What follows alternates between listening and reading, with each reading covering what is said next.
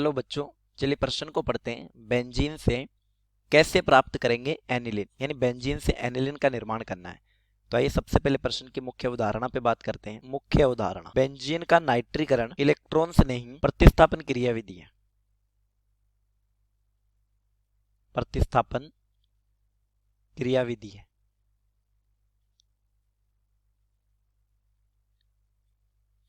दूसरी एक प्रमुख बात और हम पढ़ते हैं मुख्य उदाहरण में, वो है कि टिन प्लस HCl का उपयोग अपचायक अभिकर्मक के रूप में होता है। अपचायक के रूप में होता है। चलिए बेंजीन से एनिलीन का निर्माण करते हैं। तो ये हमारे पास बेंजीन है, इसकी अभिक्रिया करवाते हैं सांद्र HNO3 प्लस सांद्र H2SO4 के मिश्रण से। सांद्र HNO3 प्लस सांद्र H2SO4। देखिए सांद्र HNO3 क्षार होता है और सांद्र H2SO4 अम्ल है। अम्ल वो जो H प्लस देते हैं, क्षार वो जो OH माइनस देते हैं। तो इन दोनों की क्रिया से जल बाहर निकल जाता है और हमें NO2 प्लस प्राप्त होता है।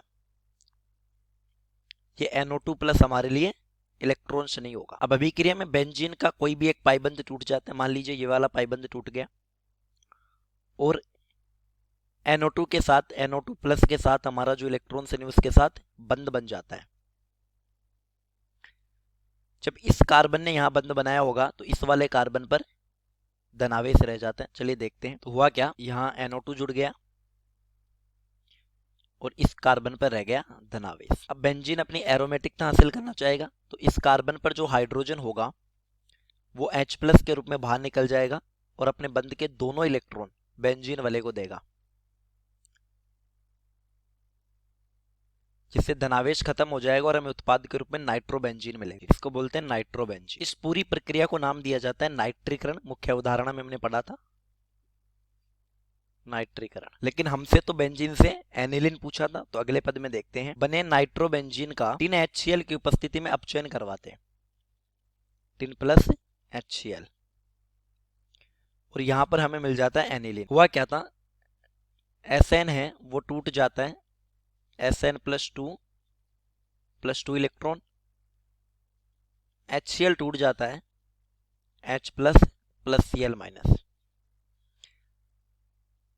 अब पूरी अभिक्रिया में NO2 समूह का अपचयन हो जाता है NH2 समूह में। इस अपचयन का मतलब होता है ऑक्सीजन का हटना अपचयन है, ऑक्सीजन का जुड़ना अगर ऑक्सीकरण था तो ऑक्सीजन का हटना अपचयन हो जाएगा, ऑक्सीजन का हटना अपचयन है। दूसरी बात, हाइड्रोजन का जुड़ना अपचयन है, हाइड्रोजन का जुड़ना भी अपचयन है। तो हम देख सकते हैं कि NO2 में जो ऑक्सीजन था वो हट गया और हाइड्रोजन जुड़ गया, मतलब अपचयन हुआ है। चलिए थोड़ा सा समझ लेते हैं कि ये कैसे हुआ। तो ये NO2 समूह हमारे पास N द्विबंध ऑक्सीजन, ये एक उपसह संयोजक बंध है जिसको मैं ऐसे भी दिखा सकता हूं,